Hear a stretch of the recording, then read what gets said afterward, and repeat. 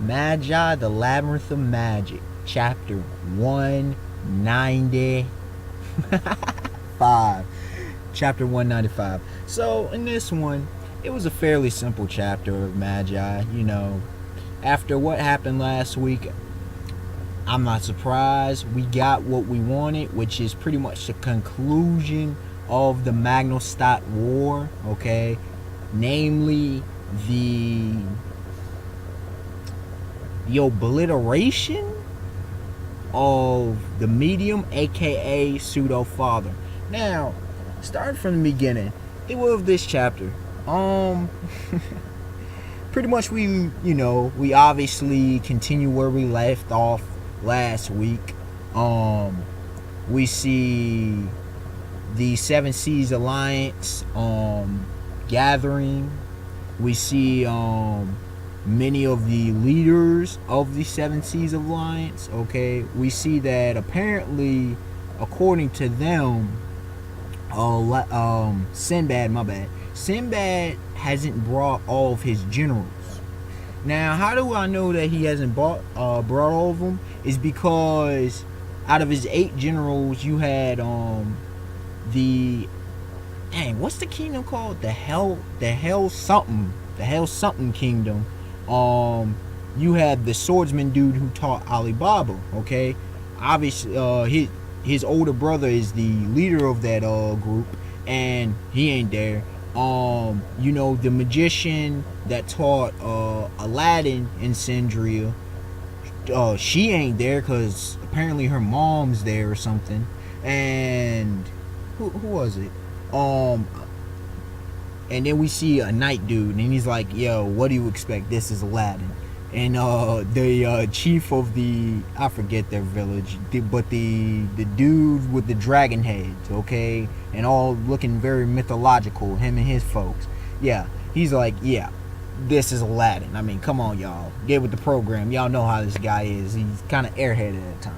So there was that. It was very nice that we saw the introduction of several of these leaders, especially the knight and the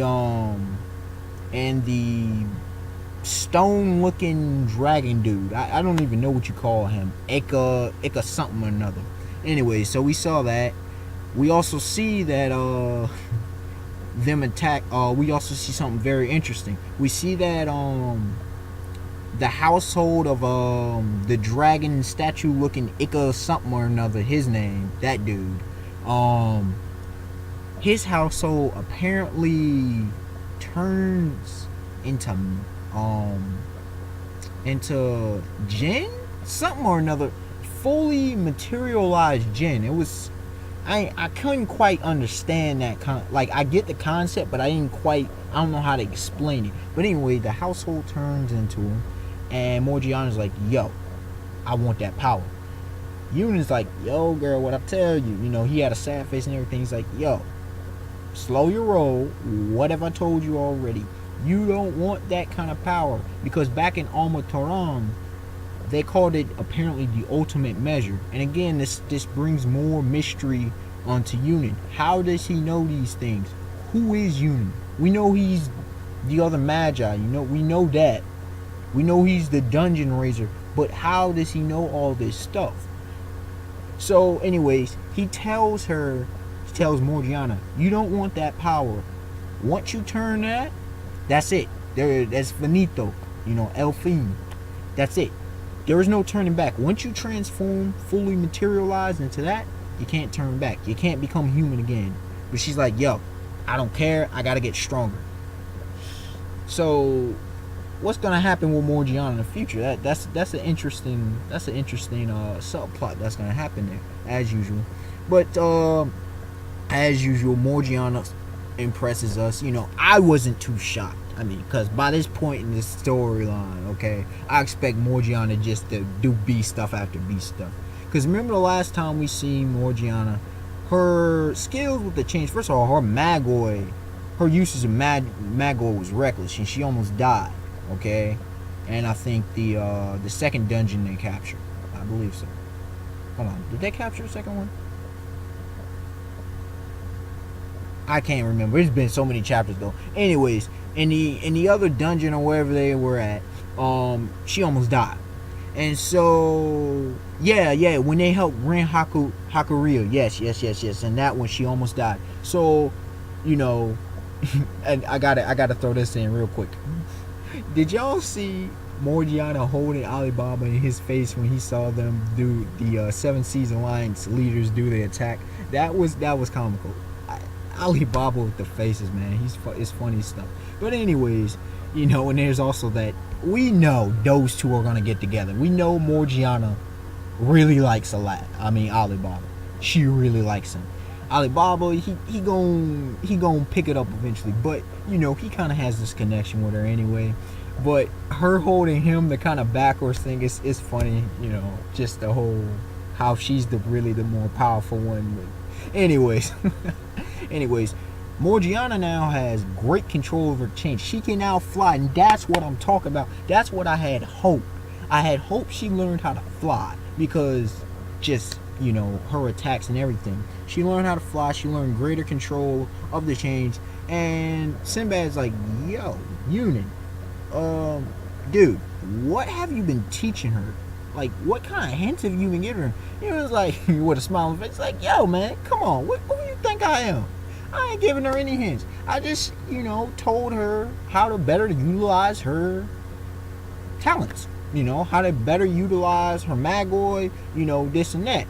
I ain't giving no, you know, secrets and nothing like that. Come on, bro, what you think this is? So, anyway, yeah.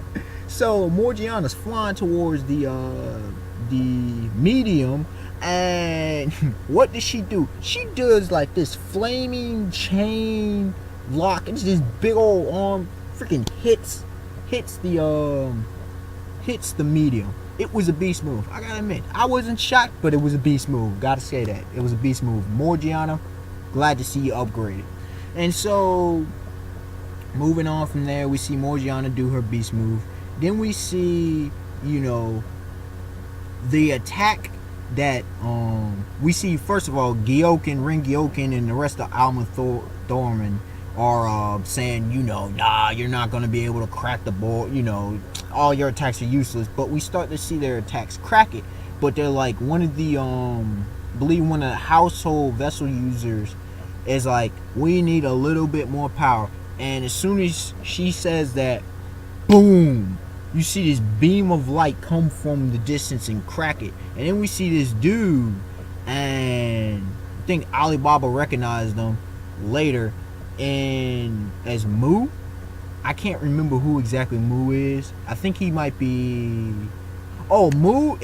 Was Mu the finalist? He might have been a finalist of the Reem Empire. Anyways, the Reem Empire shows up. And apparently Lady Scheherazade, the last of, you know, the other Magi, she did this transfer magic, and all the metal vessel users from the Reem Empire showed up on the battlefield now. And that was a beastly move. But right before that, I must put this in. Sinbad said something very interesting. He said the Seven Seas Alliance, okay, they have no intention of conquering Rhyme, Magnostat, or Co. Okay? But they have no intention of being conquered either. He said, it doesn't matter if you're a god, okay, from somewhere else. We're going to shut you down. Don't try it. Don't come to our planet and expect to just, you know, roam free and do what you do. Nah, bruh. That ain't happening. So, that was an interesting point. Anyways, the Rhyme Empire shows up. Reem Empire, however you want to say it. They show up, and... Oh, my goodness. This what Phone or Forever would say. This crusty character, this sorry character, this prince dude, get him off the battlefield. He's like, why I can't use Gen Equip. Don't bring this sorry. Look, don't bring somebody who might get in the way on the battlefield. He might got the power, but if he can't use it, get him off the battlefield. He don't belong here. That's what I was thinking. Anyways, so all the metal vessel users from the Reem Empire show up. And they, you know, they put in work, and, you know, pretty much the conclusion that we expected. Oh, right before the conclusion, I gotta say this. Lady Scheherazade, you saw how, you see my thumbnail, going out like a boss.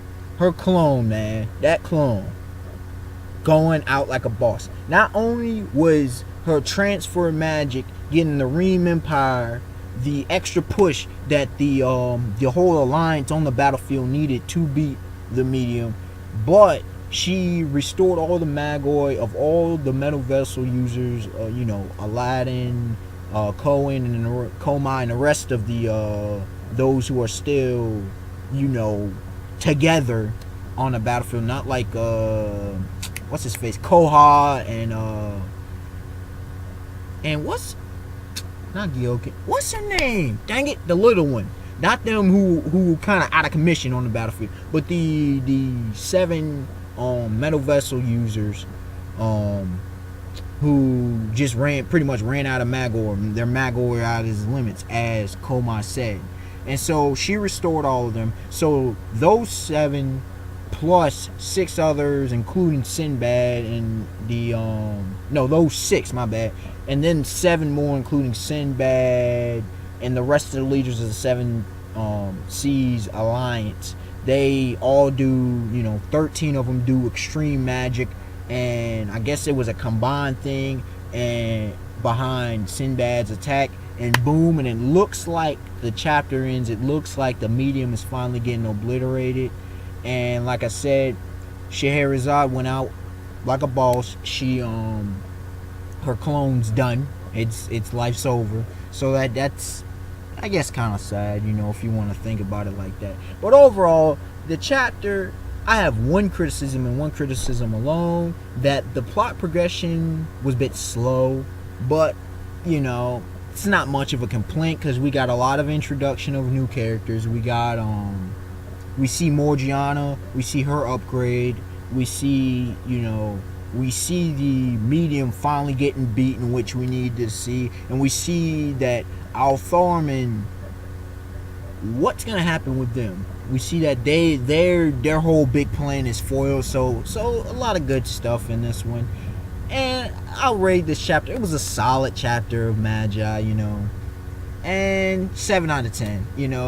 Was gonna go 6, but the thinking back on it, think about the good elements of it, overweighed the bad. I mean, it wasn't there wasn't really anything bad about this chapter. It just wasn't as great as you've grown accustomed to some of the Magi chapters. And then like I said, the plot progression didn't move a whole lot. So hopefully next chapter we'll see that this threat is done, and we'll see what happens. We'll start getting some tales and explanations of some things, and Aladdin meets some folks, and then he starts telling Cohen about Alma Toran, or Eunice starts telling. So I want to see some of that.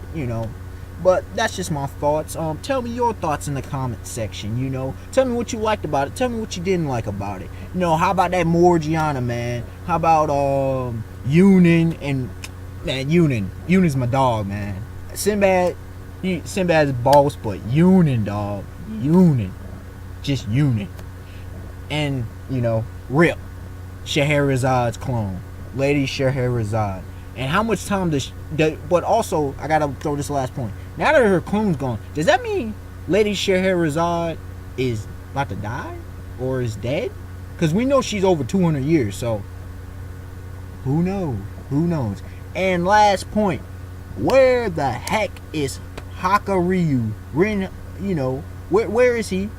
And where is Judal? We got to see them in the next arc. We got to. Alright, I'm done, y'all. The Unexpected Wonder. Like, comment, subscribe. Peace. Have a beautiful day, beautiful night.